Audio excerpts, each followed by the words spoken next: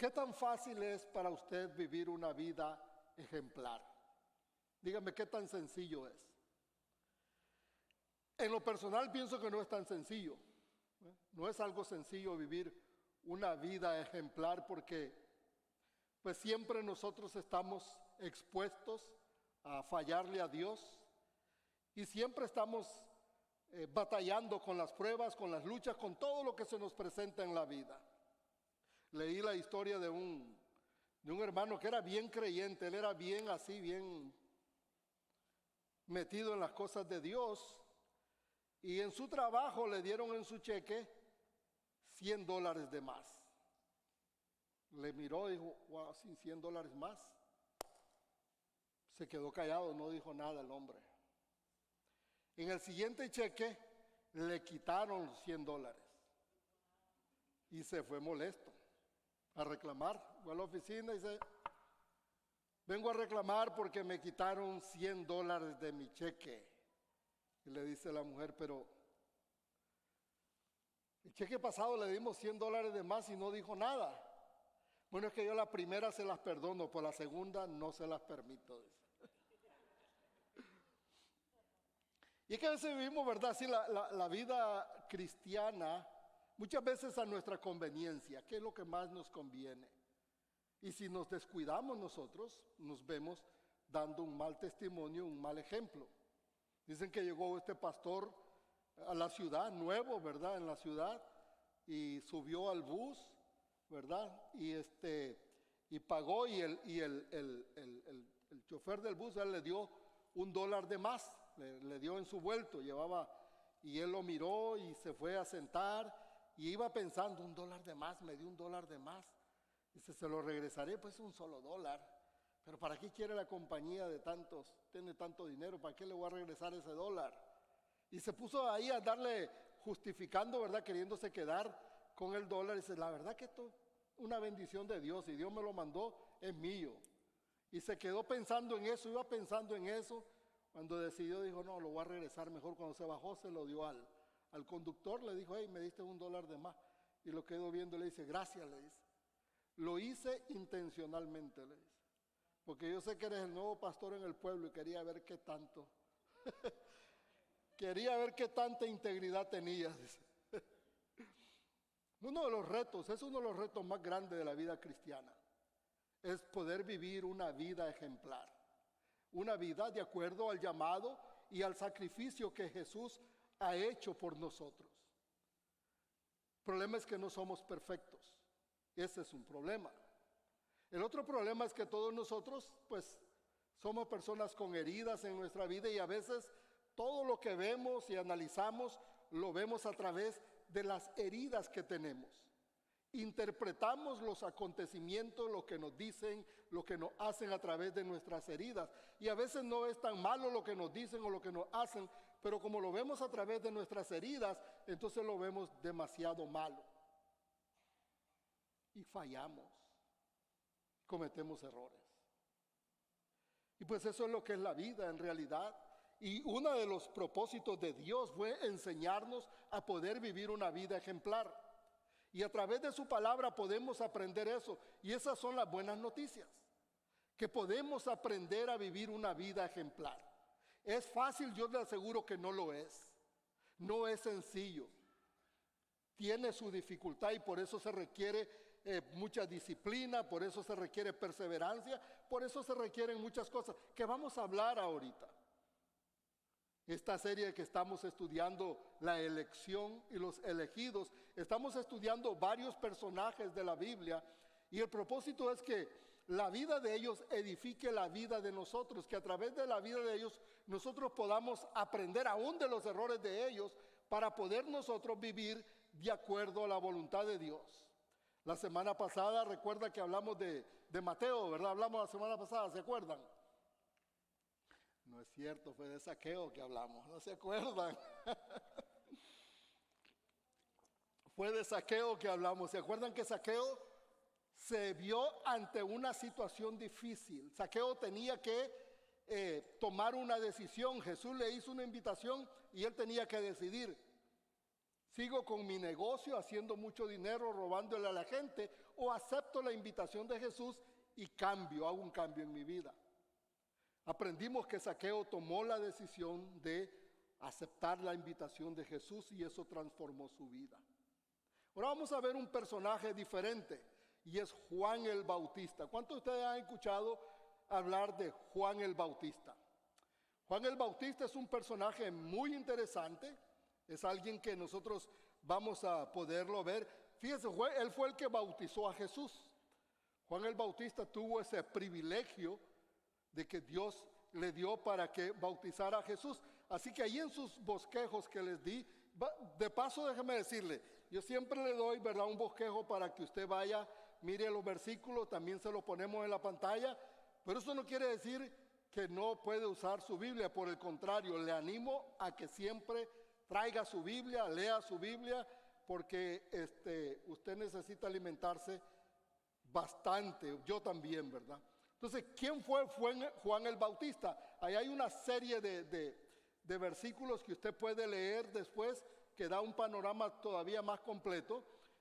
No creo que pueda cubrir todo eso en las 3 horas que voy a predicar el día de hoy. Va a estar un poco difícil, pues voy a tratar, ¿verdad? ¿Cuántos están listos para 3 horas? Son 3 horas nada más, ¿están listos? Ah, sí, me gusta, miren lo que están diciendo.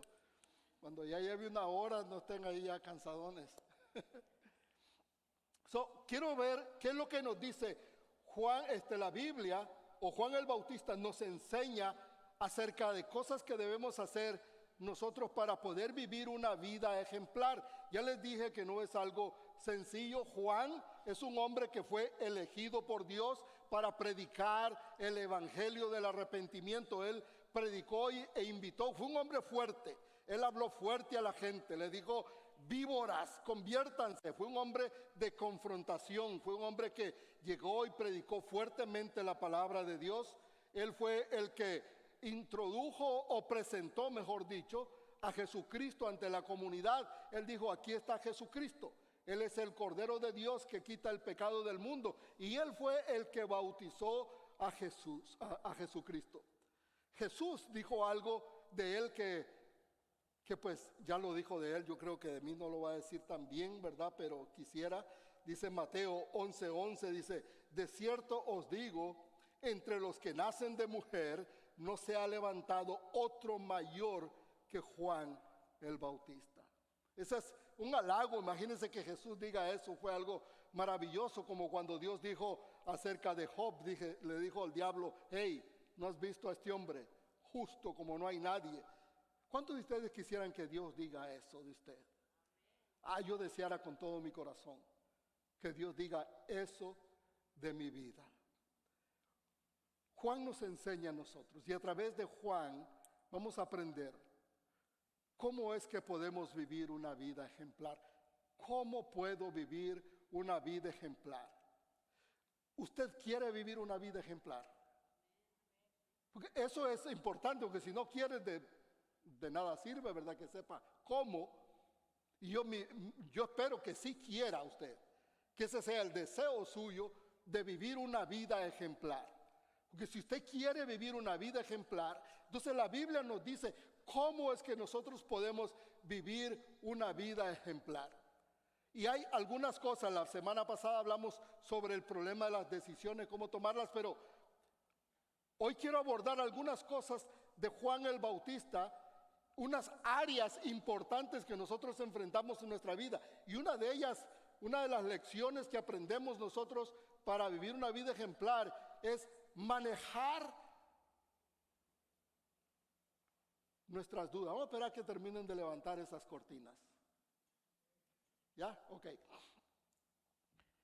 Manejando nuestras dudas.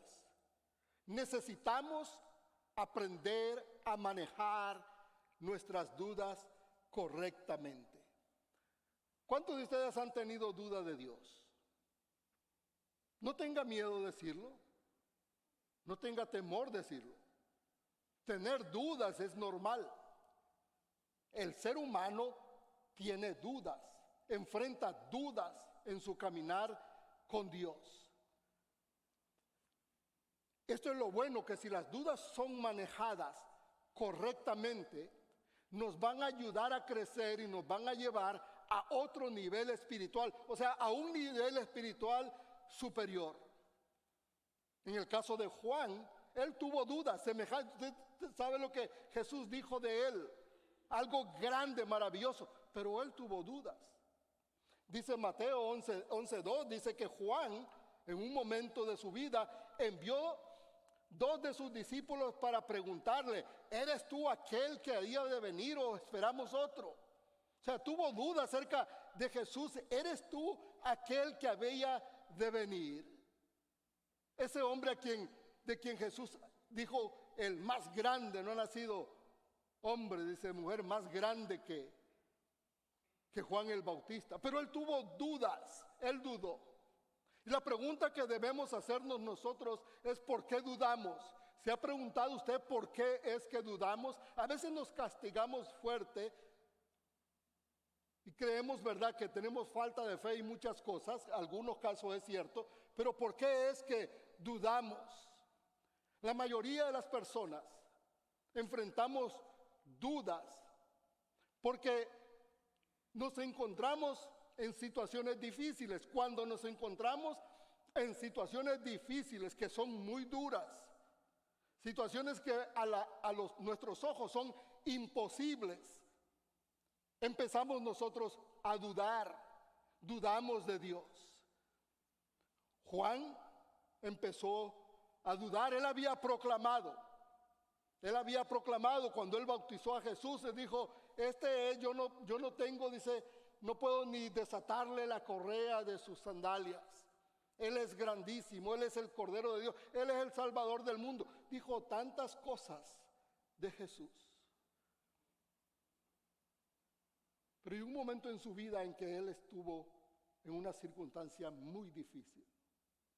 Algo que tenía Juan era, y Jesús también se encontró en esa situación, de confrontar a los líderes religiosos y a los gobernantes de aquella época. Los confrontaron. Y Juan hizo eso. De hecho, dice este pasaje de Lucas 3, 19 y 20. Entonces Herodes, el tetrarca, siendo reprendido por Juan a causa de Herodías, mujer de Felipe su hermano, y de todas las maldades que Herodes había hecho, sobre todas ellas añadió además esta: encerró a Juan en la cárcel. O sea, Herodes le quitó la mujer a su hermano, y bueno, hizo muchos desastres, muchos pecados que Juan los criticó fuertemente. Juan se lo dijo en público y le dijo cuál era el problema que tenía él y que tenía el pueblo. Lo que hizo fue echarlo preso. Y Juan, estando preso, empezó a dudar. Por eso mandó a sus discípulos a decirle: ¿eres tú el que habría de venir o esperamos otro?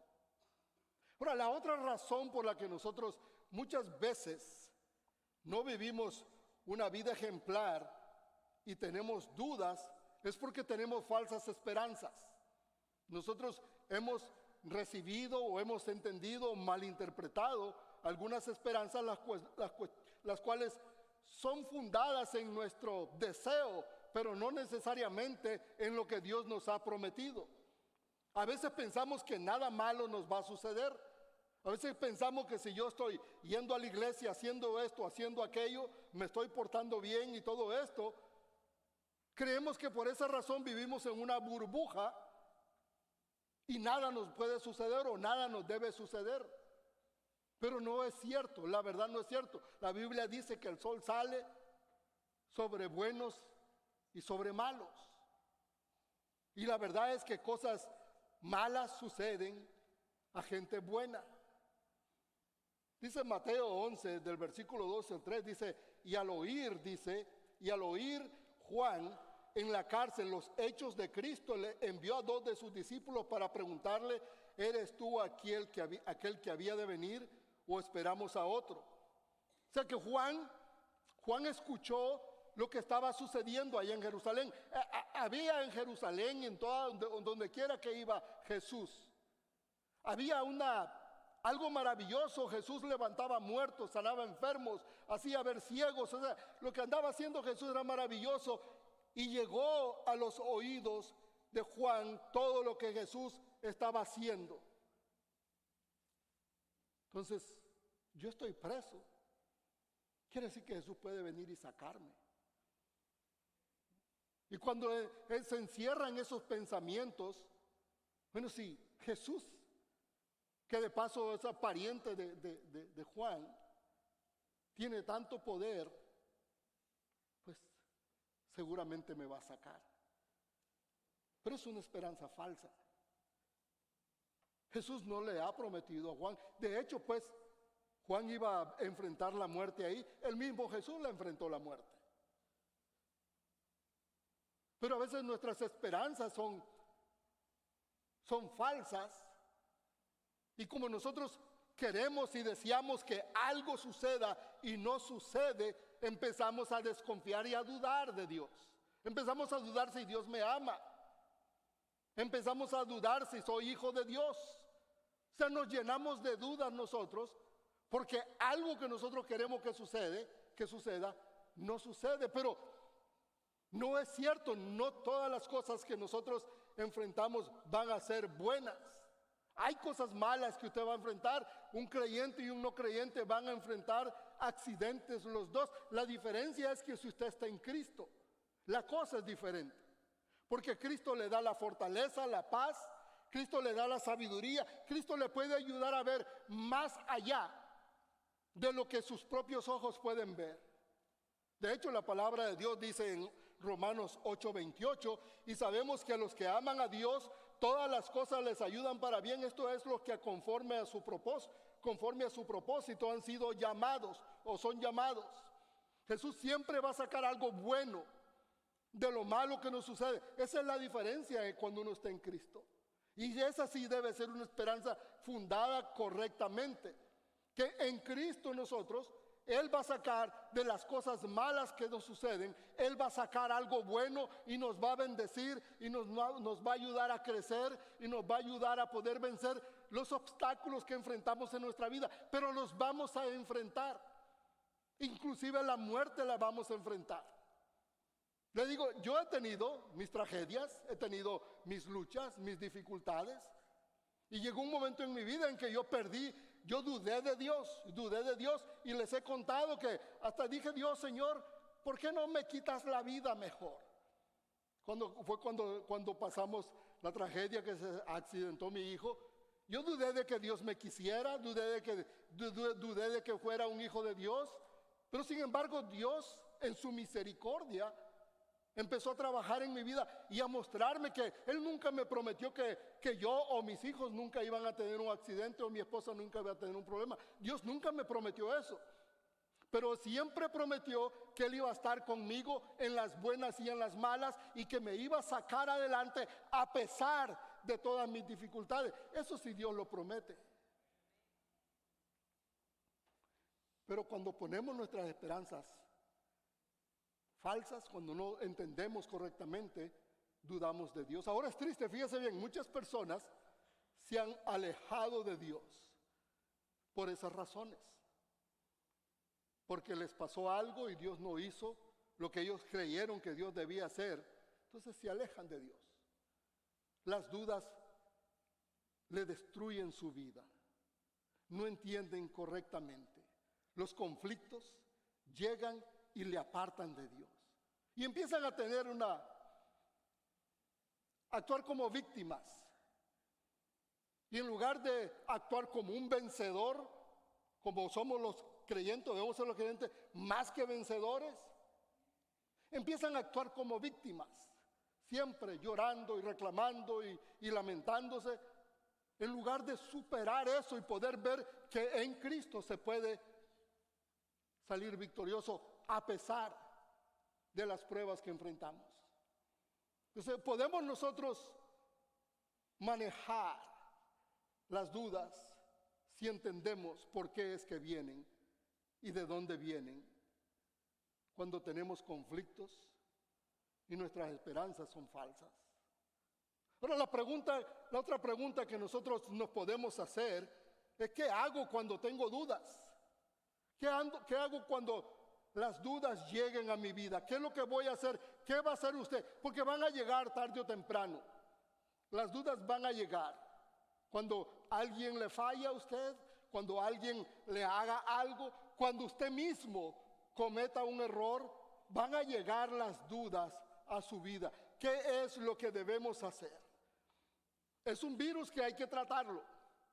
La duda es una enfermedad, un problema que tenemos que corregir, que tenemos que tratar, de que tenemos que verla y atenderla porque puede destruir su vida.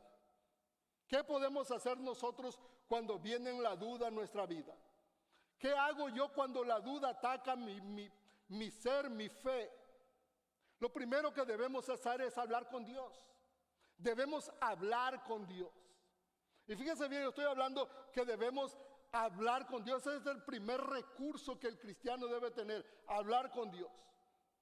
No debe ser necesariamente hablar, sino hablar con Dios. No es desahogar todo lo que usted trae dentro, sino es desahogárselo a Dios, hablar con Dios. Porque hay mucha diferencia. A veces nosotros no sabemos lo que es la oración. Creemos que la oración es sencillamente hablar todo lo que tenemos y lo que sentimos y lo que no creemos. Eso no es la oración.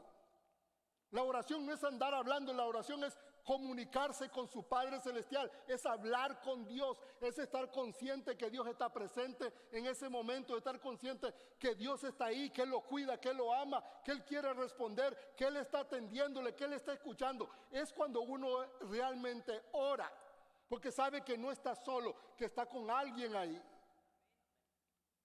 Y así es cuando uno puede también escuchar, porque si alguien está hablando, yo estoy hablando con alguien, quiere decir que esa persona va a hablar conmigo. Lo primero que debemos hacer es hablar con Dios. Fue lo que hizo Juan. Juan dice Mateo 11, dice, y al oír Juan en la cárcel los hechos de Cristo, envió a dos de sus discípulos para preguntarle, ¿eres tú o esperamos a otro? O sea que Juan se llenó de dudas, pero lo bueno que él hizo inmediatamente fue ir a Jesús para que Jesús le aclarara sus dudas. ¿Eres tú? Y es lo que nosotros debemos hacer. Debemos ir y hablar con Dios, porque Dios va a responder a nuestras dudas. Dios va a hablar a través de su Espíritu Santo. Dios nos va a mostrar a nosotros cuánto realmente nos ama, y ya nos los ha mostrado. Pero cada vez que lo necesitemos, Dios le va a mostrar a usted cuánto es que Él le ama. Cuando tengamos dudas, hable con Dios. Permita que el Espíritu Santo de Dios hable a su vida, le aclare sus dudas, le explique las cosas. Hay cosas que, aunque se las explique, el Señor no las va a entender. Pero si Él habla su vida, si usted permite, usted va a sentir esa paz en su corazón. Y una vez que usted siente esa paz, ni siquiera va a querer saber el por qué. Sencillamente siente una paz de que Dios está con usted. No solamente debemos hablar con Dios, pero algo que debemos hacer es, debemos ir a la Escritura. Debemos nosotros buscar la palabra, estudiar la palabra de Dios. La palabra de Dios es una lámpara que ilumina nuestro entendimiento. Fíjense bien, no estoy hablando yo de leer la palabra de Dios. Que estudiar es una cosa, leer es otra. Usted puede leer y leer y leer y leer y leer, y nunca la palabra de Dios penetra en su vida. Estamos hablando de estudiar la palabra de Dios. ¿Sabe que nosotros estudiamos la palabra de Dios cuando por supuesto la leemos, meditamos en ella? Vemos qué es lo que Dios habla en nuestra vida a través de esa palabra y la aplicamos a nuestra vida, buscamos cómo ponerla en práctica. Eso es estudiar la palabra de Dios. Debemos estudiar porque la palabra de Dios nos revela a nosotros las cosas que nosotros no conocemos. Cuando los discípulos llegaron donde Jesús le mandó una respuesta a Juan. Le dice, en Mateo 4, 11, 4 y 5, respondiendo Jesús le dijo, id y haced saber a Juan las cosas que oís y veis. Los ciegos ven, los cojos andan, los leprosos son limpiados, los sordos oyen, los muertos son resucitados y a los pobres es anunciado el evangelio. O sea, Jesús le está citando a Juan, le está leyendo. Ese es un pasaje de la Biblia que está en Isaías 65 y en Isaías 35. Y ese mismo pasaje Jesús lo dijo. En Lucas 4, del 18 al 20, Jesús, esas mismas palabras lo dijo Jesús. O sea que la palabra de Dios, cuando usted estudia y lee la palabra de Dios, usted descubre lo que Dios ha prometido para usted. Usted descubre las promesas de Dios para su vida. No solo eso, usted puede ver alrededor suyo cómo esa palabra de Dios se cumple en otra gente. Y no solo eso, usted puede ver atrás en su vida y ver cómo esa palabra de Dios se ha cumplido en su vida misma. Estudia la palabra de Dios. Son como 10 preguntas, apenas he hecho una, voy a la segunda. Me dijeron que me iban a dar 3 horas, ¿verdad? ¿O no? ¿O ya quieren que ya? Dejarle un poquito para la semana que viene, o que vengan con ganas, ¿verdad? También la semana que viene. Va, y si no vienen, mejor se los doy ya de una vez. ¿Cómo manejamos las dudas? Y las dudas las manejamos de esa manera. Nosotros entendemos que son los momentos difíciles que llega la duda. Debemos orar, debemos hablar con Dios y debemos estudiar la Escritura. La segunda pregunta que yo quiero que nos hagamos para aprender de Juan, o la segunda cosa que debemos hacer sobre cómo manejamos nuestras dudas, es que debemos sometiéndonos al liderazgo de Jesús. Fíjense bien, esta es la parte, quizás esta primera fue bien, voy a orar y voy a aprender a orar bien, voy a leer la Escritura y voy a aprender a estudiar la Escritura. Ahora, someterse es otra historia. Nosotros somos rebeldes por naturaleza y someternos no nos gusta someternos a nada ni a nadie. Pero el problema es que si nosotros no nos sometemos al liderazgo de Jesús, no podemos nosotros vivir una vida ejemplar. Es imposible. Usted puede tratar carnalmente de vivir una vida ejemplar, pero se va a dar cuenta que no puede. Es luchar contra la corriente. Pero cuando usted se somete al liderazgo de Jesús, usted se va a dar cuenta que sí puede vivir una vida ejemplar. Dice la Biblia aquí en Juan 3, del 29 al 30, este es Juan el Bautista hablando. Esto es lo que dijo Juan el Bautista. Y por eso él pudo vivir una vida ejemplar. Dice, esa es la alegría que me inunda. A él le toca crecer, está hablando de Jesús. A él le toca crecer y a mí menguar. ¿Qué es lo que está diciendo Juan? Para que nosotros veamos una vida ejemplar, necesitamos que Cristo crezca en nuestra vida. O sea, que en nuestra vida sea inundada por Dios, que sea Dios quien inunde nuestra vida. O sea, que debe haber menos yo y más Dios. Menos yo y más Dios. Porque cuando es más Dios, la vida que yo vivo va a poder ser una vida ejemplar. Porque está controlada, está guiada, está dirigida por Dios. Entonces es más fácil poder vivir una vida ejemplar de esa manera. Nosotros debemos de buscar esa manera de cómo Dios influya en nuestra vida. El diablo quiere influir en su vida. Es más, lo trata todos los días, trata de influir en su vida, pero Dios también. ¿De qué va a estar lleno usted? ¿Va a estar lleno del diablo o de Dios? Se oyó feo, ¿verdad? Pero bueno, así es. Va a querer usted estar lleno de Dios. Para poder vivir una vida ejemplar no tiene otra alternativa más que permitir que Dios sea el que crezca en su vida. Fíjese bien, todos nosotros, absolutamente todos nosotros, necesitamos permitir que Dios siga creciendo en nuestra vida. Y es algo que no se va a acabar hasta el día que morimos. Es una necesidad para poder caminar con Dios. Necesitamos que Dios crezca cada vez más en nuestra vida. Ahora, ¿cómo lo hacemos? ¿Cómo podemos nosotros, en lugar de cederle al enemigo, cómo podemos cederle a Dios? La Biblia nos dice claramente en Santiago 4:7, dice, someteos pues a Dios, resistid al diablo y él huirá de vosotros. O sea que su tarea no es pelear con el diablo. Nadie le mandó a pelear con el diablo.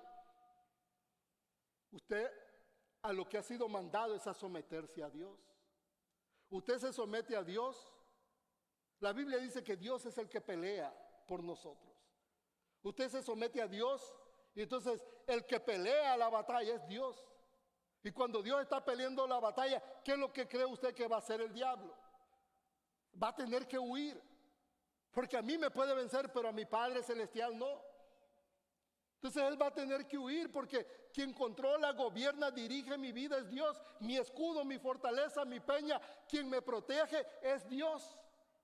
Por lo tanto, el enemigo no puede. Él va a tener que huir, va a tener que desistir de quererme hacer a mí vivir de una manera incorrecta.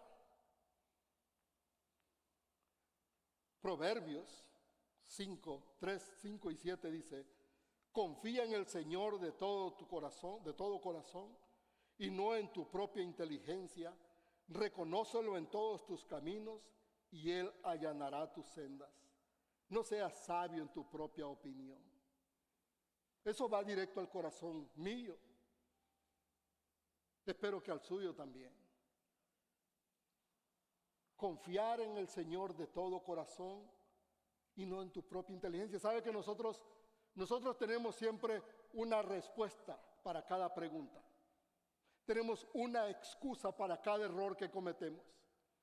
Tenemos una explicación para cada acción. Y no importa si no está en la palabra de Dios.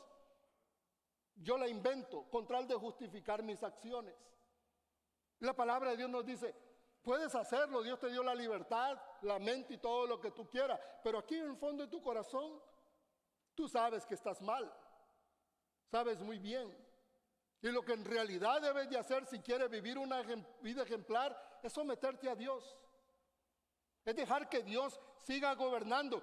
Y eso es lo que dice el escritor de Proverbios, es confiar. Cuando uno confía es cuando uno permite que Dios gobierne su vida.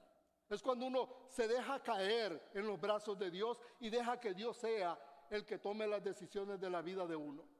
Nosotros tenemos que dar ese paso, como arrojarnos a los brazos de nuestro Padre, confiar con todo nuestro corazón, como este niño que estaba ahí en ese cuarto, en la ventana, y se estaba quemando la casa, está en el segundo piso, hay mucho humo, el papá llegó y su hijo estaba allá y le decía al hijo, tírate hijo, tírate. Pero el hijo no podía ver, había mucho humo, no puedo ver papá, no te puedo ver. Y le decía, tírate hijo, yo aquí estoy, yo sí te puedo ver. Y el niño tenía miedo porque no podía ver, confía en mi hijo, yo estoy aquí para recibirte. Tenía ese hijo, la única manera que podía salvarse era confiar en Dios, aunque no lo estuviera viendo, poder confiar, como dice el proverbio, de todo corazón. Y aquel muchacho se pudo tirar de la ventana y su padre lo pudo recibir. Cuando nosotros confiamos en Dios con todo nuestro corazón, Él endereza nuestros pasos. Él nos abre camino por donde habremos de ir. Él nos ayuda a nosotros a poder vivir de la manera que Él quiere que vivamos, que de paso es la mejor manera. Es la bendición para nuestra vida. Es la prosperidad para nosotros, para nuestra familia. Confiar en Dios con todo nuestro corazón para poder vivir una vida ejemplar. Juan nos enseña eso. La palabra de Dios nos enseña eso. Jesucristo nos enseña eso.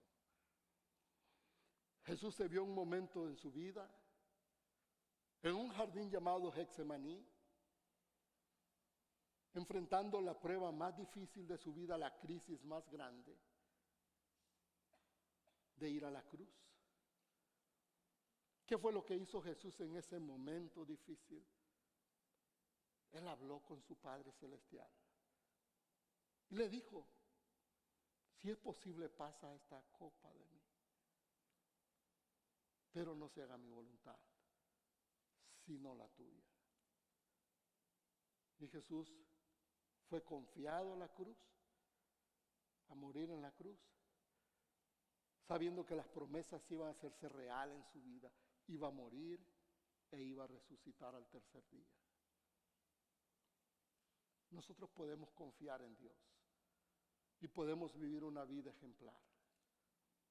El mundo está sediento de creyentes que vivan vidas ejemplares. El mundo está harto de creyentes hipócritas que no tienen integridad. Está harto el mundo de gente que habla una cosa y vive otra cosa. Nosotros tenemos ese llamado de Dios a vivir una vida ejemplar. Y tenemos a Dios de nuestro lado, que nos ayuda con su poder para poder vivir esa vida, no perfecta, pero sí ejemplar. Yo quiero invitarle a usted. Yo no sé cómo anda su vida, pero yo sé que puede vivir esa vida ejemplar. Si usted vino hoy y nunca ha aceptado a Cristo, eso es lo primero que debe hacer. Pedirle a Cristo que venga a su corazón.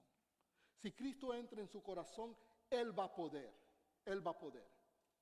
hacer el cambio que usted necesita en su vida. Él le va a dar el poder, Dios va a descargar su Espíritu Santo en usted. Y le va a habilitar para poder vencer, para poder vivir una vida ejemplar. Acepte a Jesús. ¿No sabe cómo aceptar a Jesús? Solamente tiene que preguntar o seguir la guía que yo le dé y usted lo puede aceptar. Pero quizás usted ya es creyente y está luchando, está batallando. Y quizás hubo un tiempo en que usted andaba, ¿verdad?, muy contento, muy alegre. Pero sucedieron cosas en su vida y le distrajeron y le sacaron del camino. Yo quiero invitarle a hacer un nuevo compromiso con Dios. Pídale perdón y dígale: Señor, perdóname, porque me he alejado de ti y he permitido que la carne, he permitido que el mundo influya más en mi vida que ti, Señor. Yo no sé si hay alguno de ustedes que no se ha bautizado. Yo quiero animarle a que haga ese compromiso, de ese paso de fe, declarar su fe públicamente. Estoy 100% seguro que le va a agradar a Dios. Vamos a ponernos de pie.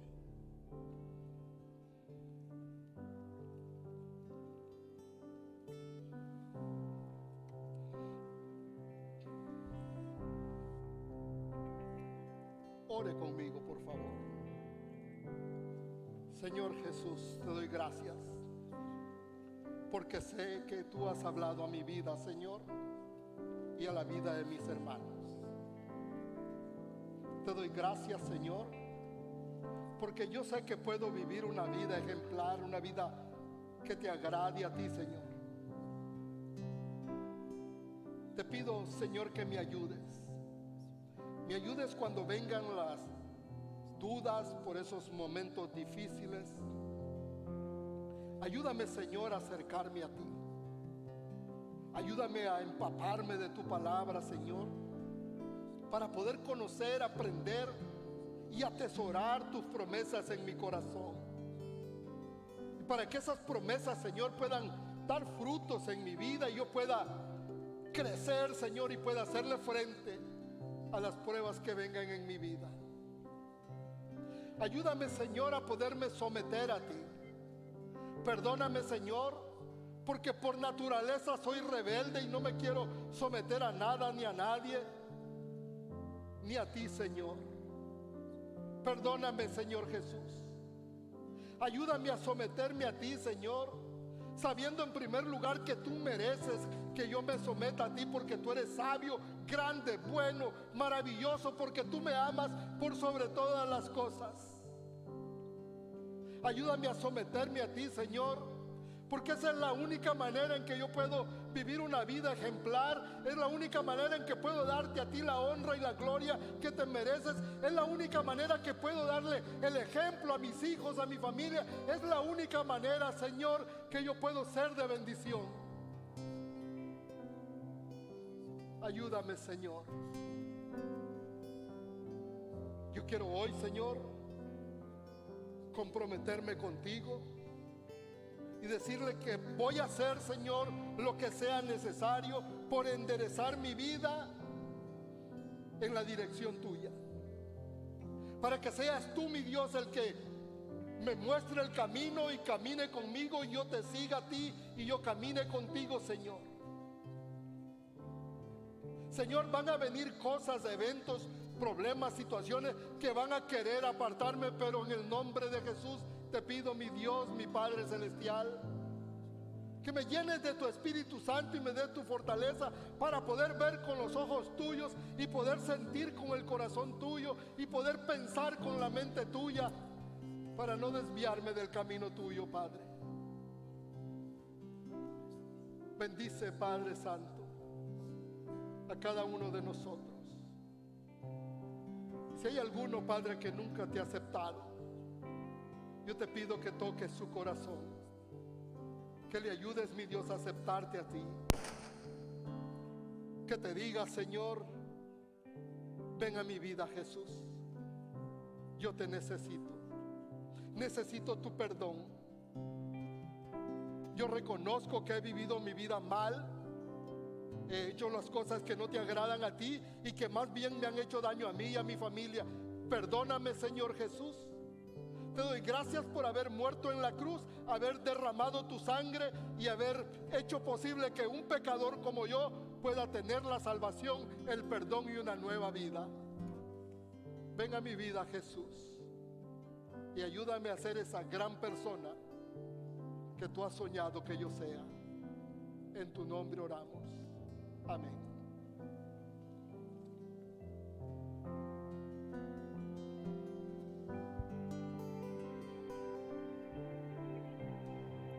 Algo está cayendo aquí.